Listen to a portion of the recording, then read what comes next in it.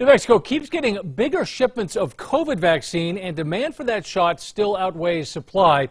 But some new national forecasts indicate a huge wave of incoming doses may soon leave a lot of states with more shots than people to give them to. News 13's Chris McKee is here to explain. The New York Times is now reporting that by mid-May, the country may have a massive surplus of COVID vaccine. That aligns in part with the state's new plan to open vaccination to everyone by next month. The question of whether we have enough doses to actually give everybody a shot by the end of April is an open question at this point. We're certainly planning, we have every indication that we're going to receive increased allocations through the federal pharmacy program. Now the J&J is ramping up. We're going to get more doses. Next week, New Mexico is expected to get more than 116,000 total doses of all three vaccines combined. Now, that shipment includes more than 12,000 doses of the single-shot Johnson & Johnson vaccine, which may soon be the dominant shot. The Times reports that Johnson & Johnson could start cranking out the vaccine at a rate of 100 million doses a month.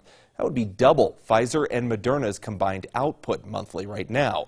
With around 328 million people in the U.S., the federal government has ordered enough vaccine to cover about 400 million people here.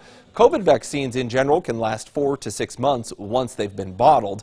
New Mexico health officials didn't give us an answer today when we asked what happens when they start receiving enough vaccine to have a large surplus. The state is clearly expecting to have many more doses on hand soon and doesn't want to be in the position of having too much on hand.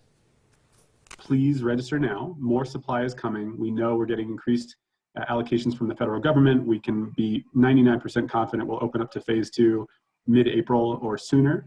And so please be registered by the time all that happens so that we can get you an invitation and your first shot as quickly as possible.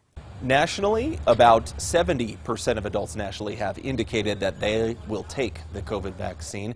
In New Mexico, Presbyterian's initial polling indicates that nearly 80% of people in New Mexico surveyed would get the shot as well. More than 40% of the 1.68 million New Mexicans old enough to get the vaccine have done so at this point. Back to you. All right, Chris, thank you.